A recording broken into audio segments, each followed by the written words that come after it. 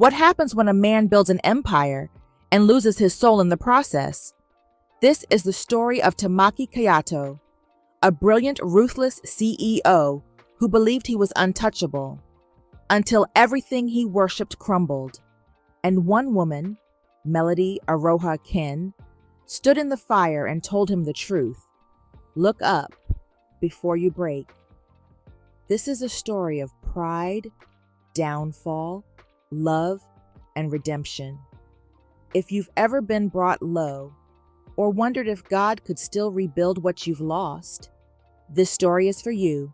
Let's begin. Tokyo International Innovation Summit. February. Midnight black floors. Stage bathed in white gold light. Cameras flash like a storm caught in rhythm.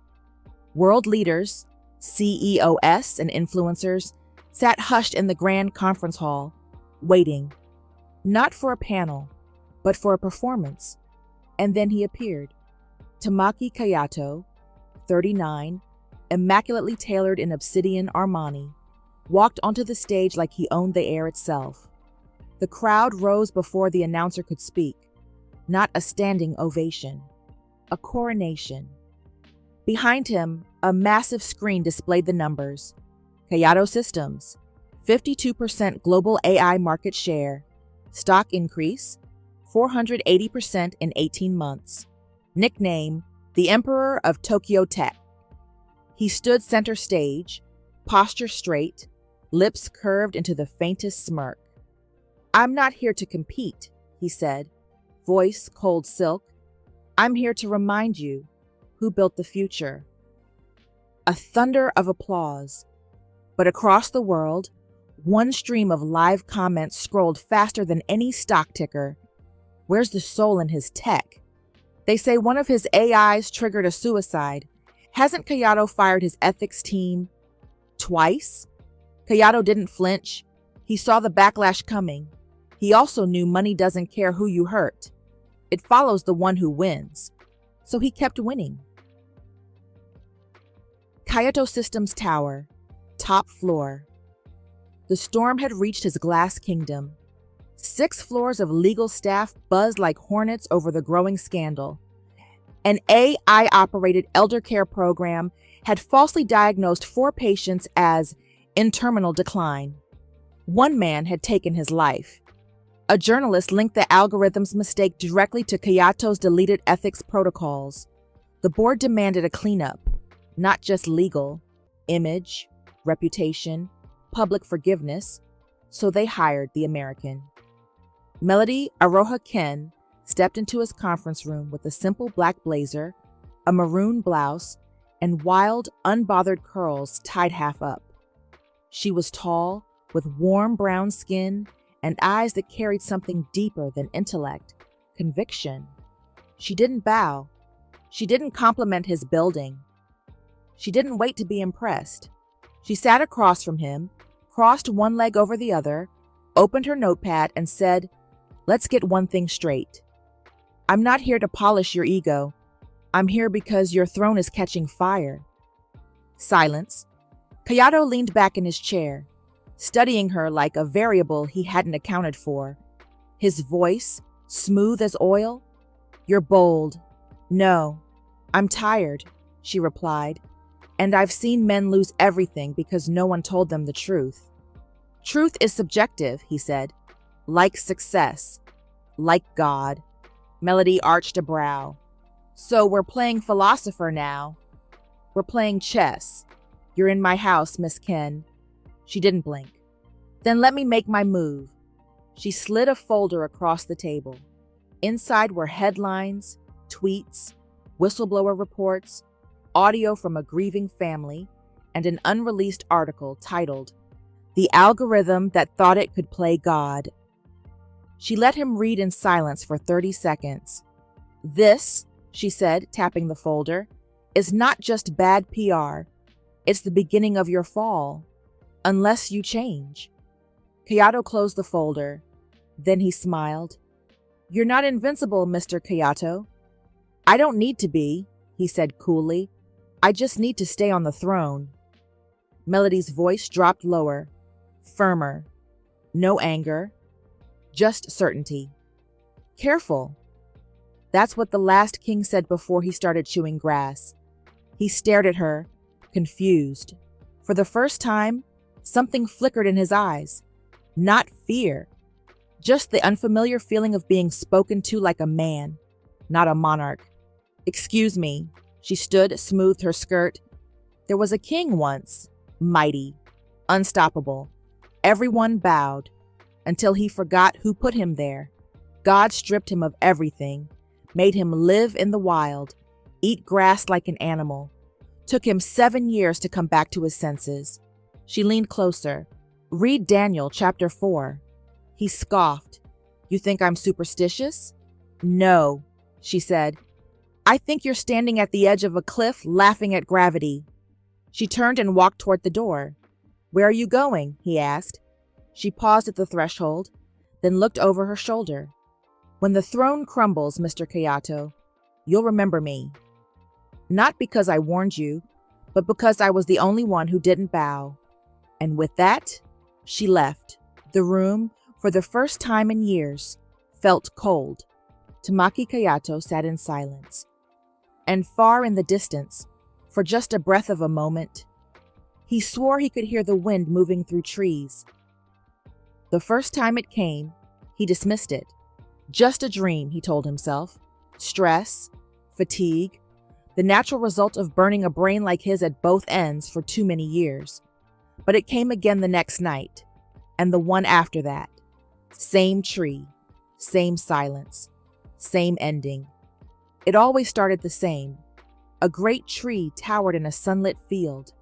It was monstrous in size, ancient roots wrapped beneath the soil, its branches full of fruit and sheltering thousands of birds, deer, and smaller beasts beneath its shade. But then the sky would shift. A voice, not a sound, but a presence, echoed from above. Cut it down. A blinding light, an axe. The trunk cracked like thunder, splintering through the air. Strip off its leaves, scatter its fruit, but leave the stump, bound with chains of iron and bronze. Kayato would jolt awake drenched in sweat, heart pounding like he had fallen through the earth. The dream felt too real. The tree somehow alive with his own heartbeat. Kayato Systems. Executive Suite. He stood before the window of his penthouse office, sipping black coffee that had gone cold in his hand. The city shimmered below, but his eyes weren't tracking the skyline. They were locked on a vision that wouldn't leave. A tree, an axe, chains.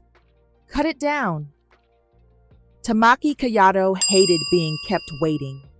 The city buzzed below him through glass walls, but his eyes were on the digital clock embedded in the marble conference table. His jaw tensed with each passing second. She was late. When the door finally opened, Melody Aroha Kin stepped in, calm, composed, and unapologetic. Her curls were pulled back in a loose knot. Her outfit wasn't flashy, but every inch of her presence said, I'm not here to impress you. I'm here to tell the truth. Miss Ken, Kayato said flatly without looking up, let's begin. I have 37 minutes before my next war. She set her binder down, clicked it open, and without preamble, began flipping through the slides projected behind her. Let's talk about the collapse of public trust. Let's not, he muttered, folding his arms. Too late, Melody replied, voice even.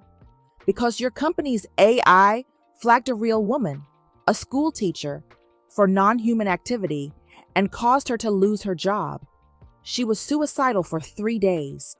It was one system error. No, she said, locking eyes with him. It was cultural rot, disguised as efficiency. He leaned forward slowly, fingers steepled under his chin. You're very bold for a consultant I didn't hire. Your board hired me because you built an empire on speed, not substance, Melody replied. You rushed innovation without accountability. You dehumanized users, outsourced blame, and called it vision. And you believe you understand the pressure I'm under? It's not the pressure that concerns me, Mr. Kayato, she said. It's the posture. You keep standing like a god among mortals when your company is bleeding out. A beat of silence. His voice dropped an octave, cold and clipped. Do you always moralize like this? Or is that just for my benefit? She didn't flinch. Only when the emperor forgets he's human. The boardroom went still. Even the assistant near the door froze mid-scribble. Melody didn't break eye contact. She closed her folder with deliberate care, slid it back into her bag, and stood. You don't need another presentation. You need a mirror. She turned and walked out, heels echoing like a gavel strike against polished stone. Kayato said nothing. He just stared after her, half furious and half intrigued. Floor 28, PR War Room, Tuesday, 11:15 a.m. The screen on the far wall pulsed with live metrics, public sentiment, news cycles, global chatter. The Tamaki Group logo sat like a tarnished crown in the center. Executives flanked both sides of the long glass table. Strategists, analysts, PR architects, all armed with numbers and spin. At the head, Tamaki Kayato, composed but coiled. At the opposite end, Melody Aroha Kin, invited at the last minute and not to speak. She knew the drill. Sit, smile, nod. But she wasn't built for performance. We'll call it the Empathy Initiative, Kayato said smoothly, pacing behind his chair. A public-facing campaign, charitable donations, social listening projects, a branded hashtag. We'll humanize the empire. He paused, looking at the room like a stage. It's not truth that matters. It's narrative. Most executives nodded. Melody didn't. She stood. With respect, Mr. Kayato, you can't market redemption. The room stilled. Several heads turned.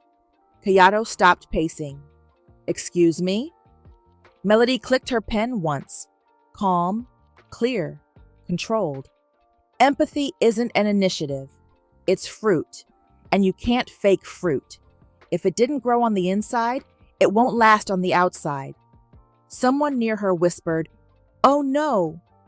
Kayato's jaw flexed. "I didn't bring you here to preach," he said through clenched teeth. Melody didn't blink. "Then you hired the wrong woman." The silence that followed wasn't empty. It was charged. Kayato stared at her, like he couldn't decide whether to laugh, yell, or throw her out the window. "Dismissed," he said to the room. "All of you." Chairs scraped, papers shuffled. Nobody made eye contact as they hurried out. Melody was last to reach the door, but before she could leave, Rika, one of the PR directors, a quiet, sharp woman, touched her arm gently. "Word of advice," Rika murmured. "You keep talking like that. He'll crush you." Melody didn't hesitate. "He's not my god." Then she walked out, head high, voice unshaken, leaving behind a room full of murmurs. And a man who had everything except peace. Tamaki Group Tower lobby elevator, Thursday, 11:47 p.m. The building had emptied hours ago. Only the cleaning crew remained, their carts echoing faintly in the marble halls like ghosts of order. The glass doors reflected the dim Tokyo skyline, sharp, cold, and unforgiving. Melody stepped into the elevator, expecting a silent ride down, but the doors were blocked at the last second. Kayato slipped in without a word. He didn't press a button. The elevator moved on its own, programmed to take the CEO where he pleased. They stood in tense silence. His tie was loose again. Shadows rimmed his eyes. Sleeves rolled. A man unraveling, but trying to keep it elegant. "Still here?" he asked casually. "Workaholic hours," she replied, not turning her head. "You always were the faithful type." She exhaled through her nose. "You want to say something, say it." He did. "Why did you come to Japan, Miss Ken?" he asked, voice low but needling. running from something? Or just chasing ghosts and cherry blossoms? I came because I was called. By who? God? She turned to him now. Yes. And what? He told you to save my soul? No. He told me to tell the truth. So that's it. You hide behind scripture, quote your verses, pass your judgments. I don't hide behind anything. Then tell me this. His voice dropped, words like steel under velvet. What makes you so sure your God sees me? The elevator kept descending, but something in the air had already dropped. Melody didn't answer right away. She studied him, really looked, beneath the arrogance, beneath the smirk that was more reflex than belief. She spoke softly, but each word hit like prophecy. Because you're still breathing. He didn't move, didn't blink. The elevator dinged. The doors slid open. She stepped out without a glance back. Kayato stood alone inside, unmoving, jaw clenched, fist twitching. Something had cracked. Not loud, but deep. Melody's office. PR Division, 18th floor. Melody was reading Daniel 4 when the knock came. A young assistant peeked in, anxious. Mr. Kayato asked for you. Melody's pulse didn't spike. She'd been expecting this. She closed her Bible slowly and stood. Let's go. Executive boardroom. Kayato was already pacing when she arrived. Alone. Tie loosened, sleeves rolled. He looked like a man cracking at the seams but trying to keep the threads in place with pride. She stepped inside and closed the door. Tell me something, Miss Ken, he said before she could sit. What does your faith say about dreams? Melody froze, then walked forward slowly, eyes narrowing with caution. Depends on the dream. He ran a hand through his hair and exhaled.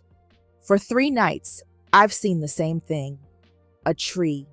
Towering, alive, then cut down and chained. Her eyes widened, but her face stayed calm. Describe it again. He did. Every word confirmed it. It wasn't coincidence. It was Daniel 4, word for word. Melody sat down, her hands clenched beneath the table. I've seen this before, she said quietly. Not the dream, but the warning. Kayato scoffed, backing toward the window. Don't spiritualize it. I probably just saw a stupid image from the Bible once, and my brain stored it. No, Melody said, rising slowly. This isn't your subconscious. This is mercy, and you're too arrogant to see it. He turned, his jaw flexed. You're saying God's sending me nightmares? She took a deep breath. No. I'm saying you're that tree, and if you don't bow, you will break. He laughed, loud, sharp, mocking. You think I'm scared of your fairy tale judgment? She didn't blink. You will be. I'm not King Nebuchadnezzar, Miss Ken. No, she said quietly. He at least came to his senses. Silence. He stared at her, eyes narrowing. You're fired. Then fire me, she said, stepping closer. But let me say this first. When you fall, and you will, it won't be to your knees to grab your crown. You'll fall to your knees because there's nowhere lower to go. She picked up her folder and left. He didn't stop her. Later, that night, Melody sat on the floor, Bible open in front of her, phone off, worship music playing low in the background. She couldn't stop shaking. The dream, the arrogance, the laugh. It all reminded her too much of him. Washington, D.C., 10 years ago. Rain poured as she stood under a streetlight, broken. Her brother's funeral had been hours earlier. She had screamed at God, shouted that she would never trust him again. Then he came, an old man, street preacher, worn coat and plastic-wrapped Bible. You're mad at God for taking someone? Get away from me, she'd snapped. Don't blame the one who gives breath for taking it back. You don't know me? I know pride when I see it, and I know trauma when I live it. He'd only said one more thing before walking away. When the pain is done chewing your heart and you're lying face down in the dirt, look up. That's where he'll be. It took her 3 years to come back to Christ. Tokyo, Friday. Kayato held a shareholders' meeting, press cameras everywhere. He wore his crown well, tailored, poised, commanding. But inside, the tree still stood, and he could feel the axe getting closer. Cut it down. 2 weeks later, private gym, pre-dawn.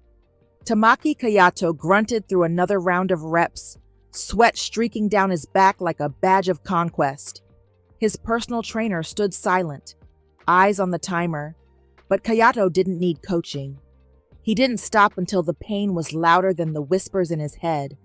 The dream hadn't returned last night, but the silence was worse.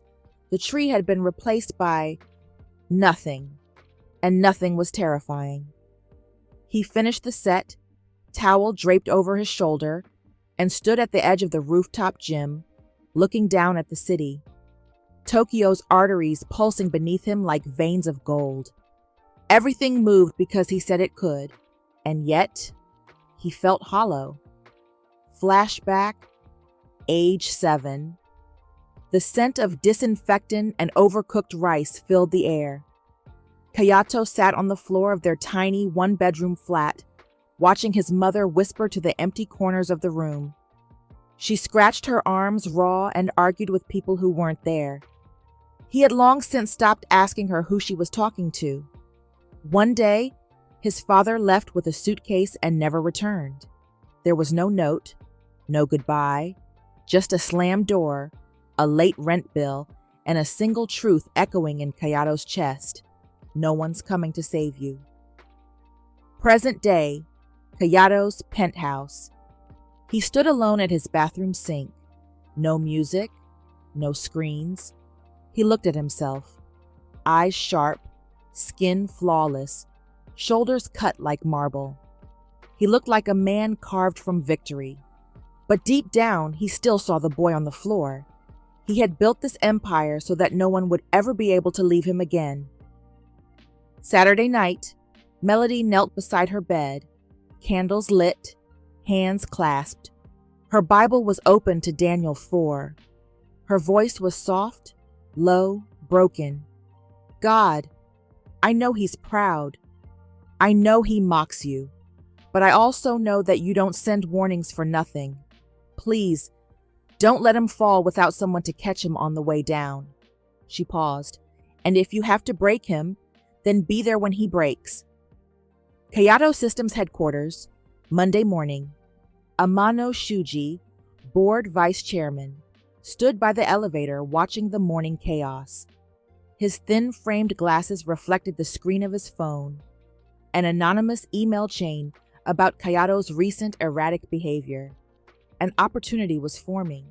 He didn't need to defeat Kayato. Just let him self-destruct. The Imperial Tech Gala, Tokyo Ritz, Friday night. The event was a spectacle. Chandeliers dripping like liquid stars, media flashing in bursts, and every industry giant seated in rows of velvet and gold. Kayato entered like a god among insects, immaculate, unreadable, untouchable. Melody watched the live stream from her apartment. She had declined the invitation.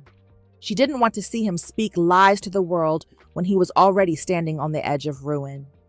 Lord, she whispered, clutching her cross necklace, please, show him who's really on the throne. Kayato stood at the center of the crystal stage, holding the mic like a weapon. We live in an age of worship, he began, voice low and calculated, but not the worship of gods or ghosts. We worship those who build, those who dominate, those who take chaos and forge order. Cameras zoomed in. Applause started to swell. There is no God in this world, only those of us who build it. Melody covered her mouth, her eyes filled with tears.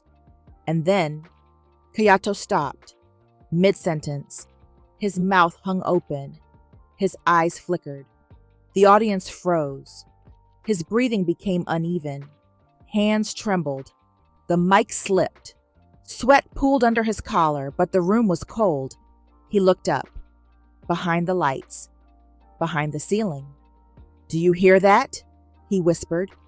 A woman in the front row frowned. "Hear what?" Kayato blinked rapidly. His eyes were wide now, frantic, disoriented. "The axe." "Mr. Kayato?" someone from a backstage called.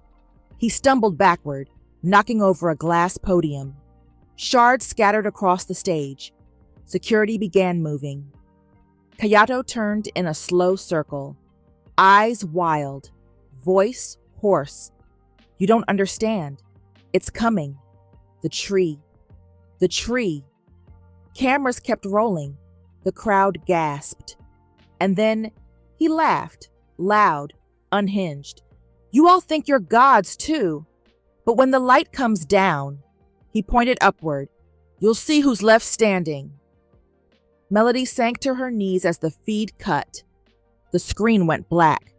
She stared at the blinking cursor on the live stream and whispered one word, shaking, "No." 48 hours after the gala, Tokyo, newsroom buzz. The headlines hit before sunrise. CEO meltdown at Imperial Gala. Has Tokyo's tech emperor lost his mind? There is no God. Then the mic dropped. Hashtag Mad Emperor trends. Worldwide, clips of Kayato's breakdown flooded the internet. Some cut out before his full rambling. Others kept rolling, capturing every twitch, every wild-eyed whisper about trees and axes, every shout about gods and judgment. Shibuya Station, Day 3. No suit. No security detail. No shoes. Tamaki Kayato wandered barefoot through the crowd of Tokyo's busiest station, feet blackened by asphalt and subway dust, his hair uncombed, his blazer missing. He stood by the giant digital billboard flashing his own stock's collapse and muttered, "He removes kings and establishes them. He gives wisdom to the wise." People stopped, filmed, whispered. A teenager live-streamed, "Yo, I think that's Kayato. Bro's quoting the Bible and staring at the sky." Someone laughed. Someone else said, "Nah, it's performance art." Another whispered, "He cracked, man. Too much power. Too fast." Kayato didn't see them, didn't hear them. He looked up at the sky through the glass roof and whispered, "You told me to look up. I looked, but you still cut the tree." Security arrived, but Kayato backed away like they were demons. "Don't touch me. I said, don't." They didn't wrestle him.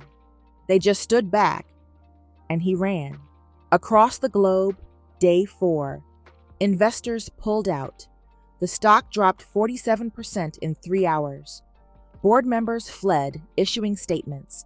The interim CEO was a trembling legal consultant who had only been with the company 6 weeks. Amano Shuji filed a legal petition to have Kayato declared mentally unfit for corporate governance.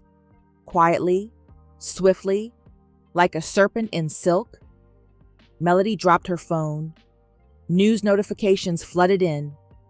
People sent her clips, articles. "Were you there? Is this what you warned him about? He was so cruel to you. You must feel vindicated." She didn't. She felt sick. Her fingers gripped her Bible. Daniel 4 echoed in her ears like thunder. Let his mind be changed from that of a man, and let him be given the mind of an animal, till 7 times pass over him. Tears slipped down her cheeks. God, was there really no other way? Rural Japan. 3 weeks later. The city had forgotten him, but the mountain had not. Deep in the untamed forest of Nagano Prefecture, a lone figure moved like a shadow among the trees. His clothes were torn, soaked from rain. His once immaculate watch hung useless on his wrist, battery dead. He no longer measured time by seconds, but by sunsets and stars. He didn't speak in full sentences anymore. Only phrases, verses, whispered fragments of warnings he once mocked. He drank from cold streams, ate raw herbs and leaves. His hair had grown. His beard now shadowed his once-shaven jaw. Locals whispered of the wild man in the mountains. He doesn't steal, doesn't talk. Sometimes he prays, but to no one. I saw him bow to a tree, just stood there, crying. One hiker reported seeing him standing in a clearing, staring at the sky with arms wide open like he was trying to catch a voice. Another saw him writing with mud on flat rocks. The tree is gone. The axe fell. The King of Heaven is just. He eats grass in silence, chewing slowly, thoughtfully, not like a man surviving, but like a man repenting. In the middle of the night, he sits whispering, "I am not a god. I am not a god." Melody's prayer journal, 1 month later. Entry, day 30. I don't know where he is, but you do. If he's fallen, be the one who lifts him. If he's weeping, be the one who hears. If he's gone mad, then maybe that's mercy, because only a broken man looks up. In the mountains, one morning, the sun rises behind Kayato as he crouches near a stream. He sees his own reflection for the first time in weeks. Mud-caked, swollen eyes, beard thick, hair wild. He stares, and for the first time in his life, he doesn't recognize the man in the mirror. He whispers, "I built the empire, but I lost my soul." Silence. And then, with shaking hands, he presses his forehead to the dirt. No one sees, but heaven does. Eat Tokyo Kayato Systems Legal Division, 9:12 a.m. The boardroom was cold, not from the air conditioning, but from how quickly a throne can become a coffin. Amano Shuji stood at the head of the table, his hands clasped behind his back, posture military perfect. On the screen behind him, a PowerPoint slide read, "Motion to remove Tamaki Kayato, Section 47.5, Mental and Executive Unfitness." Around the table, the remaining executives gave silent nods. "We are not vultures," Amano said smoothly. "We are stewards. The empire cannot bleed any longer. This is mercy. For him. For the shareholders." No one disagreed. No one spoke his name with reverence anymore. Just risk, liability, collapse. Melody's office. Melody sat at her desk with her head in her hands. Her laptop glowed with headlines and hot takes. The fall of the emperor, Tokyo's genius devoured by madness. CEO or prophet. Public meltdown sparks online cult. Mental health crisis or divine breakdown. Every article twisted his story into entertainment. She closed the browser.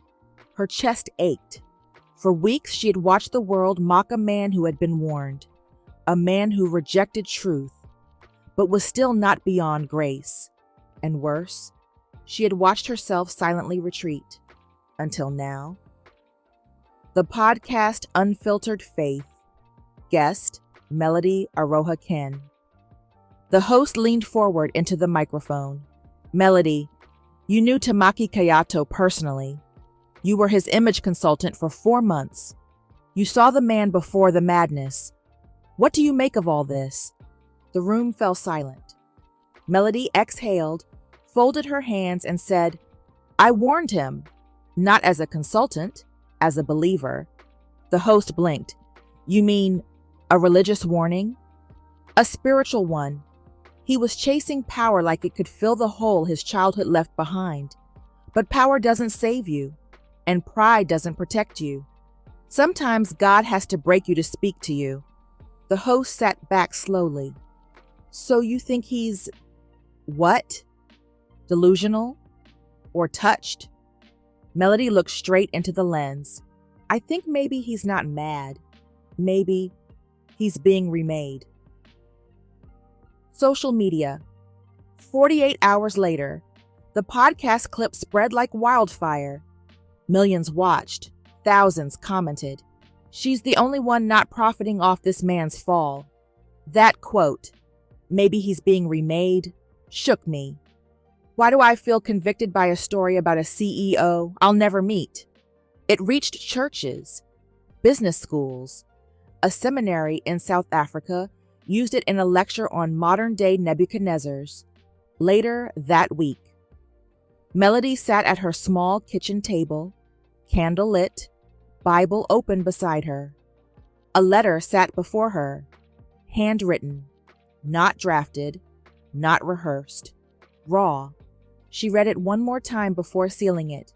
Kayato, I don't know if you'll read this, or if you even remember me, but I remember you, not the CEO, not the man who stood on stages, but the one who stood on the edge of something sacred and refused to kneel. I warned you, not to punish you, but because I could feel what was coming.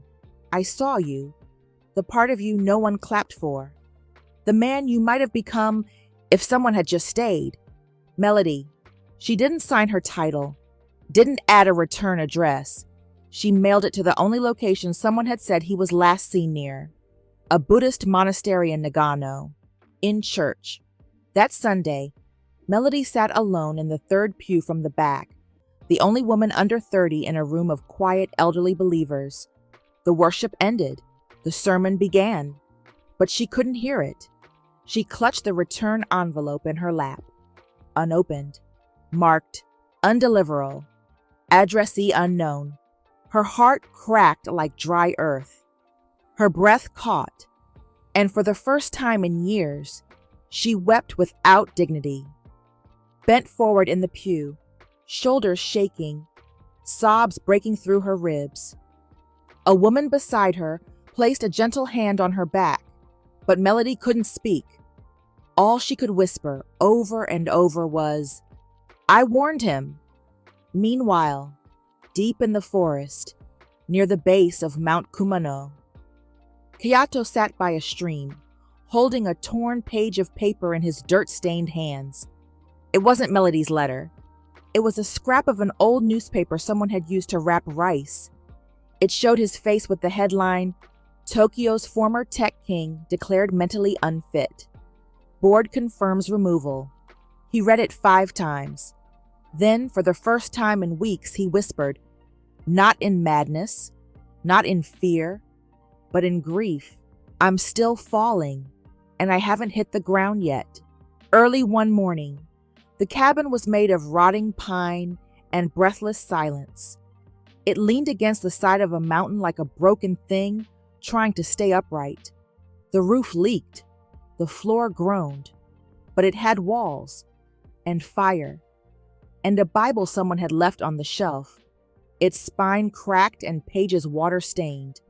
And it had him, Tamaki Kayato, former emperor of Tokyo Tech, now just a barefoot man in a threadbare coat, staring out the window at mist rising through trees like breath from the mouth of God.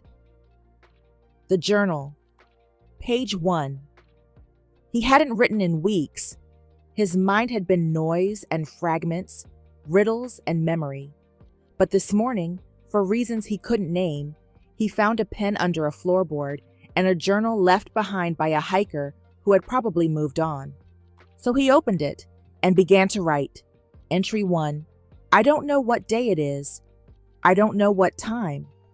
I only know the tree is gone. The one in the dream. The one that was me. I see it when I sleep. I hear the axe even now. I see birds flying away from branches. I see roots torn like veins. I see me. Flashback, age 15. His mother sat in a mental hospital, staring at the corner, muttering something about angels and monsters. Kayato stood on the other side of the glass, dry-eyed. The nurses had stopped telling him she would come back. The counselor said, "Grief is like fire. It either purifies or consumes." Kayato had chosen to burn it into fuel, control or be crushed. That had been his law ever since. The journal, page 2. Entry 2. I made gods out of silicon and speed, built towers out of pride, made men bow with code and charisma.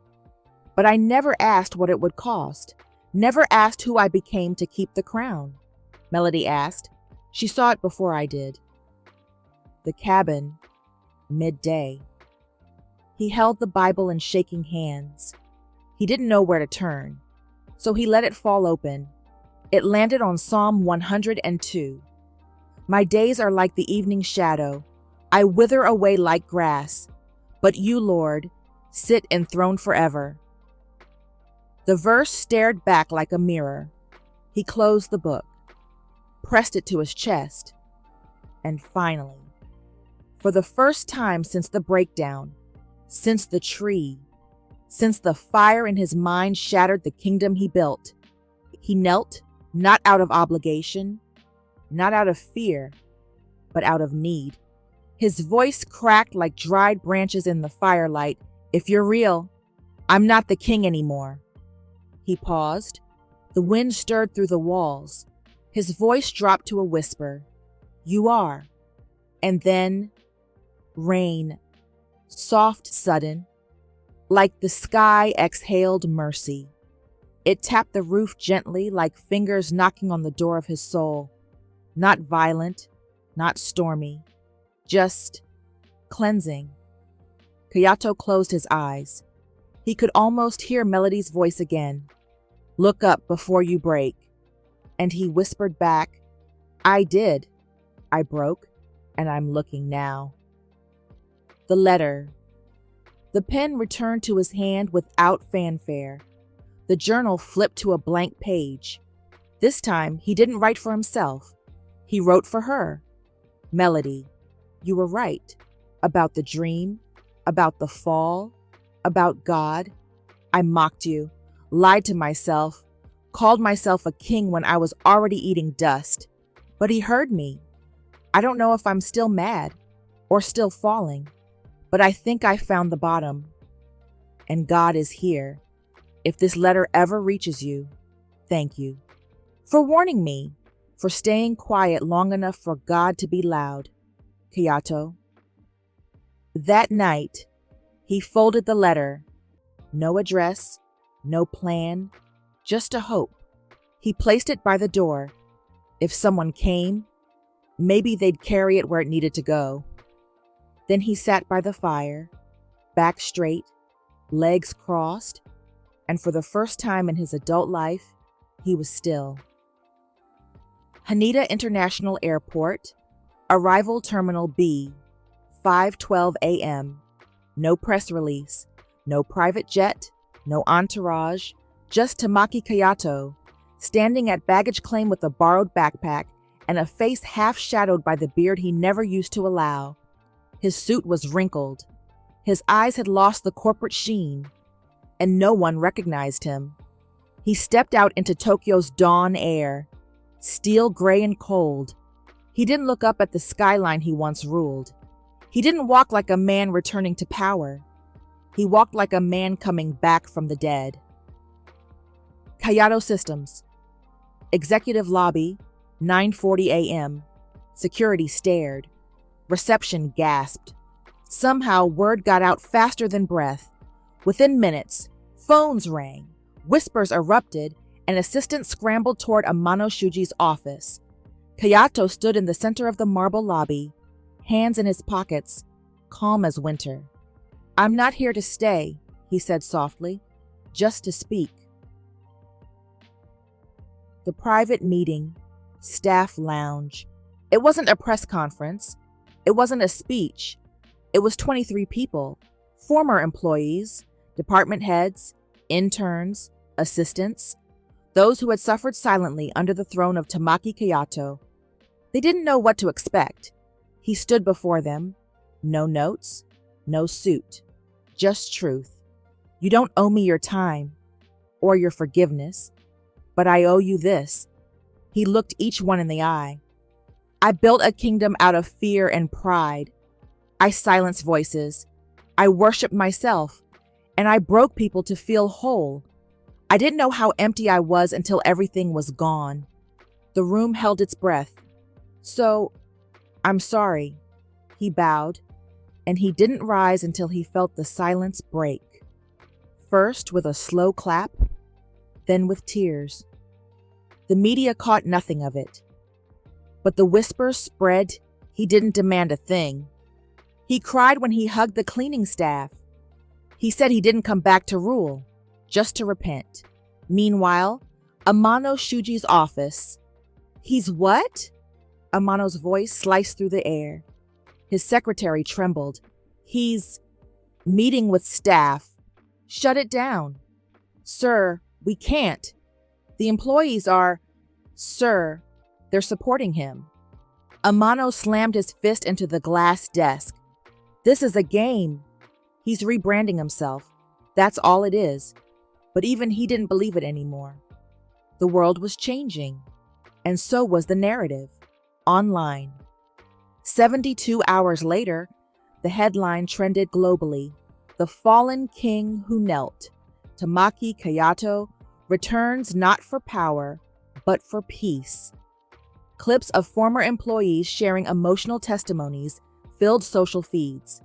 He hadn't accepted interviews, hadn't posted anything, but the story had been written without PR, and this time, it felt holy. Sunday morning, Tokyo Grace Chapel.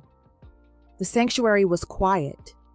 No fog machines, no LED walls, just wooden pews, soft music, and sunlight slanting through dusty stained glass. Melody sat in the third row, arms folded over her Bible. She had come early, restless. She hadn't heard anything, only rumors. And then, she felt him before she saw him. Soft footsteps behind her. The air shifted. The same sensation she had felt the first time they met, but now quieter, realer, whole. She turned slowly. He was there, unshaven, hair longer, eyes tired but clear. No suit. Just a dark sweater and hands that trembled slightly as he gripped the pew beside her. He sat. No words at first. Just silence. And then, "You told me to look up," he whispered, not looking at her. She said nothing. Tears burned behind her eyes. "I didn't," he said, "and I broke. But God was there." She looked at him then, fully. No pretense, no polished mask. "Do you even remember the way you dismissed me? Every word, every moment, every time you told me truth, and I chose the sound of my own voice instead. I didn't ask for you to stay, but you did anyway, and now I can't forget that." Days later, the meeting room was dimly lit. No cameras, no corporate banners, just folding chairs, a wooden cross in the corner, and 12 men in tailored suits bowing their heads. Some were CEOs, others founders. One was a billionaire from Kyoto who refused to take off his Rolex but wept like a child when they opened in prayer. At the back of the room stood Tamaki Kayato. He didn't speak. He didn't lead. He watched. The man who once built a kingdom of noise was now drawn to silence. The group was anonymous. No press, no egos, just repentance, scripture, and vulnerability. Melody stood by the door, arms crossed, still slightly stunned that he had gone through with it. Kayato walked over, voice low. "I thought they'd laugh." "They still might," she said, "but they'll still show up." He smiled. "You were right. They didn't need a leader. They needed a room safe enough to kneel in." Later, that week, Corporate Registry Office. Kayato stood before the registrar and signed the final acquisition documents. He had bought back Kayato Systems, not with threats or posturing, but with quiet negotiations, unexpected investors, and a plan rooted in stewardship, not status. "Who's the returning CEO?" the clerk asked. Kayato shook his head. "Not me." Kayato Systems HQ, Executive Office. The new CEO sat awkwardly behind the once glorious desk, a soft-spoken Christian venture capitalist named Sasaki Jun. "Why me?" Jun asked, voice hesitant. Kayato smiled. "Because you don't want the power. You want the responsibility. That's the difference." Jun nodded slowly, overcome. Then Kayato turned to Melody, who stood near the window watching the city. "And her? What about me?" she asked. "I want you to stay," Kayato said. "Not as PR, not as a consultant, as a guide, for them, for him. You've carried something they need." Melody stiffened. "I'm not a preacher." "You're a pillar." She hesitated, glancing at the team of young executives just outside the glass doors, bright, eager, full of raw ambition. "Kayato, do you know what it means to spiritually mentor people? It means being accountable for how they grow, how they fail." "I know," he said gently. "That's why I'm asking someone who's already been accountable for me." She didn't answer, but she didn't say no. The office was quieter now, less urgency, more intention. People smiled more. No one flinched when executives passed. Melody stood by the glass wall of the newly renovated staff lounge, sipping tea as she watched Kayato sit beside a young intern on the couch. The girl looked nervous, eyes darting toward her notepad. Kayato didn't lecture. He listened. "You don't need to impress anyone here," he told the intern gently. "You just need to learn to trust your voice. That's what leadership sounds like." The girl blinked, then nodded, shoulders visibly loosening. Melody turned before he noticed her watching. She didn't want him to see her smile. Later that afternoon, they sat across from each other in the rooftop garden, laptops open but untouched. The sun sat low behind the Tokyo skyline, painting the clouds gold. Kayato looked up from his notes. "We're rebuilding the culture here," he said. "And I don't just mean workflows or transparency policies." Melody raised a brow. "Then what do you mean?" He paused, chose his words carefully. "I mean, whoever we become next, I want it to have your fingerprints." She stilled. He kept his eyes on the horizon. "You were never just a consultant, Melody. You were a mirror." Her voice came quieter than she intended. "And you were the lesson I didn't know I was brave enough to live." Their eyes met, not with longing, with recognition, the kind that didn't demand anything, the kind that understood everything. Washington, D.C. 1 month later. It was early spring when Melody invited him, not to impress, not to prove, just to return to the place where her war began and ended. Kayato sat beside her on the plane, silent for most of the flight. He was watching the clouds like they were passing through a threshold. He wasn't nervous. He was humbled. And that humility had grown into something stronger than confidence. Peace. Northeast D.C., Ken family porch. Saturday morning. Her childhood home was narrow-bricked and framed by white railings and tulip beds Melody's mother still fussed over.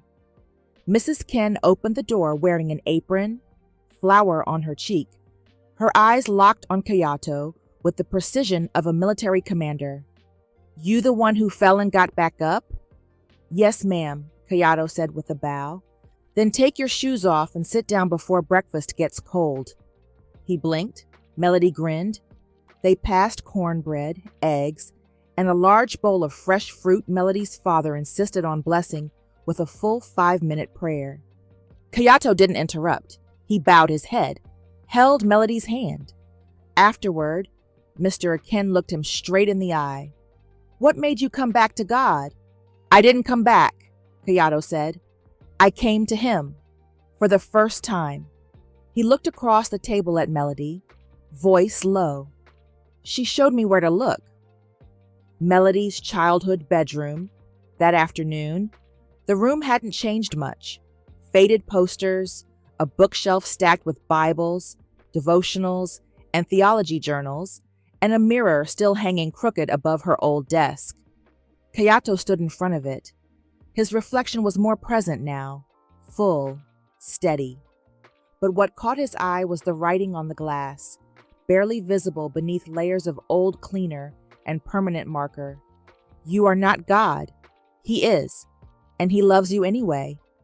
You wrote this? He asked. After my brother died, Melody said from behind him. It was the only thing I could say that didn't feel like a lie. He traced the words lightly. You were speaking to yourself and to anyone like me who tried to carry the world. He turned to face her. You weren't just an image consultant, Melody. You were my prophet. She blinked, then smiled. Small, sad, reverent. I didn't know you were listening. You told me the truth when no one else did, and you stayed, long after the world left. Later, at St. Paul's Missionary Baptist Church, it was quiet that evening when they slipped into the back pew of Melody's childhood church. A few older women hummed softly up front. One deacon nodded at her with warm familiarity. Kayato had never been in a place like this. No marble, no cathedral architecture, just faith hanging in the air like incense. Melody opened a hymnal and placed it in his hands. They didn't sing. They just sat in the holy silence. They bowed their heads and prayed together. Outside the church, that night, the street was hushed, the moon low. Kayato walked beside Melody. There was a quiet between them, not awkward, just full. The kind of quiet that only comes after being seen and still chosen. At the corner near her home, they paused. Melody looked up at him. You look lighter. Kayato gave a small, tired smile. Maybe because I'm finally walking without trying to carry the throne. She tilted her head, watching him. So, what happens now? He was quiet for a long moment, eyes on the gravel beneath their feet. I used to think your voice was just a warning, like God was shouting through you to strike me down. He glanced at her, but now I wonder if he was using it to keep me alive. Melody didn't respond right away. I wasn't trying to fix you, she said softly. I was just trying to obey. I know, he nodded, and it changed me. They stood still under a tree. I don't know what this is, he said finally, between us. I don't know what God is writing, but I know this. I hear better when you're near. Melody lowered her eyes, and then she smiled, small, honest, no performance. Then let's just keep walking. He didn't reach for her hand. She didn't offer it. They simply moved forward, side by side, toward her house, slowly, unhurried. Not lovers, just two people who had learned the sound of God's voice in each other's presence. Not every love story begins with, I love you. Some begin with, I see you now, and grow through, let's keep walking. 1 week later, back in Japan, Tokyo Dome. Christian Leadership Forum. Kayato walks backstage in a simple black shirt. No titles, no entourage. His name is listed on the schedule, not as CEO or billionaire, but as a guest speaker under the panel titled Humility, Calling, and the Kingdom in the Marketplace. He delivers a simple, powerful message. I was a king until I bowed. But when I looked up, I didn't just find God. I found out I was a son. He speaks not about strategy or business, but mercy. About letting go of pride before it poisons what God gave you. He doesn't quote stats. He quotes scripture. He doesn't take credit. He gives glory. The audience rises, not to applaud his comeback, but to honor his surrender. Worthy, a nonprofit office. Melody mentors a small group of high school girls in tech and theology. One girl asks, "Miss Kenton, how do you know when God's writing a love story?" Melody smiles gently and says, "It won't start with butterflies. It'll start with peace, and it'll keep you planted, even when nothing blooms yet." She glances down at her phone. A message from Kayato sits there. "Good talk. We'll bring you tea if you're not busy after." She doesn't open it right away, but she smiles. The rooftop of Worthy Sunset. They sit side by side on the rooftop, sipping tea and watching the sky blush into dusk. No hand-holding, just quiet presence. Kayato, "You know, I used to think the goal was rebuilding the empire, but now I think it's just to make sure I don't repeat it." Melody, "God's not interested in rebuilding what broke you. He's interested in making you new." Kayato, "I don't want to lead an empire again. I want to walk in the soil of something real, even if it takes years to grow. And if I ever ask someone to walk it with me, I hope it's someone who already knows the sound of God's voice better than mine." Melody doesn't flinch. She nods slowly. "Then let's see what he builds." While the soil's still soft. Later that week, they speak at a joint youth business event. Kayato gives a message about identity rooted in Christ, not performance.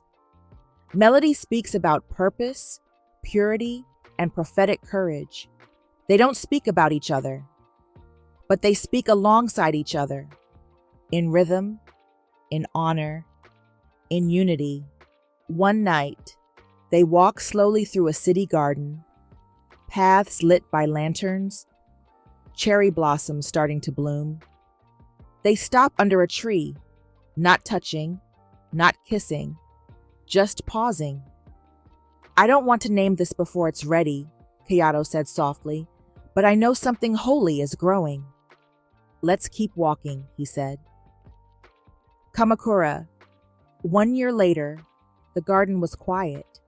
It always was at this hour, just before sunset, when the wind softened and the light turned everything gold. Tamaki Kayato knelt in the dirt, under a tree, hands resting on his thighs. He wore no suit, just loose, linen sleeves rolled to the elbows and shoes left at the edge of the stone path. In front of him, resting in the grass, was a small velvet box. Still closed, he didn't look at it. He looked at the sky. "I won't move without you," he said quietly, "and I won't speak before you do." Behind him, footsteps. Soft, familiar. He didn't turn, but he smiled. "You always walk like prayer," he said. Melody stepped into view, hands tucked in the sleeves of her sweater, curls pulled into a simple updo. She looked at the box but said nothing. He looked at her, finally. "I told God, if I ever offered someone the rest of this life, it wouldn't be as a man looking for a helper. It'd be as a servant looking for a fellow witness. You were never the prize. You were the pillar. The voice he used when I was too proud to hear his. The seed he planted while I was still dust." He reached for the box, opened it, but didn't lift it. Inside sat a ring. Engraved inside the band were the words, Daniel 4:34. Then I looked up. He didn't get down on one knee. He didn't need to. He placed the open box and the grass between them. There's no throne, no legacy, no empire. Just this, my life, my hands, the soil I want to plant in, if you'll walk it with me. Melody looked down, not at the ring, at him, the man who once believed he was a god, now kneeling like a man reborn.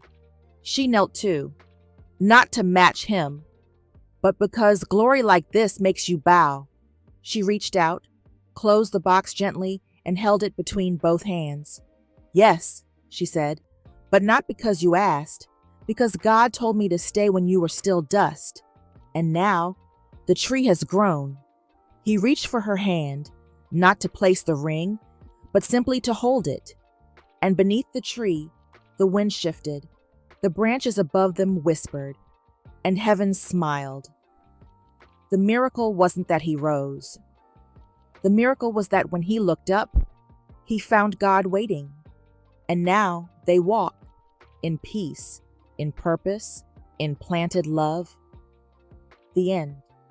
There comes a moment in every life where the throne we built for ourselves begins to crumble.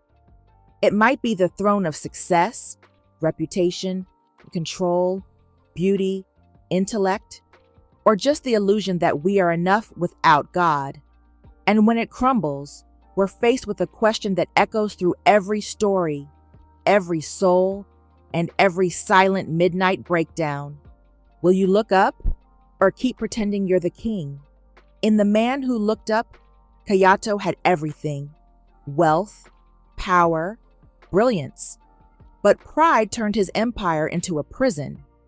It wasn't until he lost his title, his mind, and his reputation that he found the courage to say the most important words of his life. If you're real, I'm not the king anymore. You are. That's when the healing began. That's when peace came. That's when his story changed from collapse to testimony. Because in God's kingdom, the fall isn't the end, it's the beginning. The breaking is not punishment, it's preparation.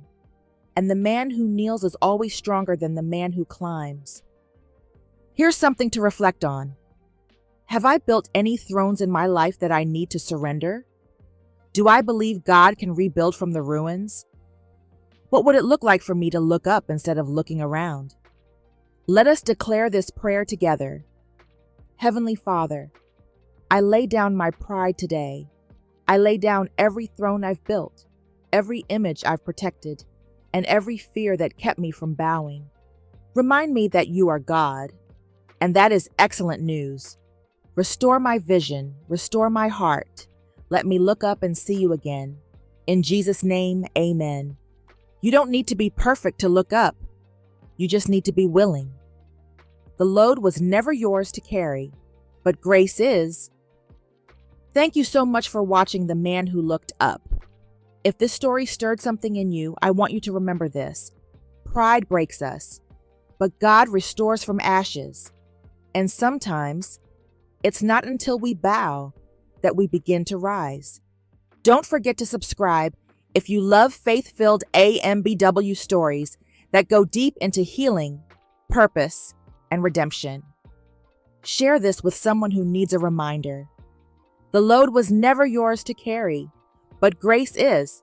I'll see you in the next story.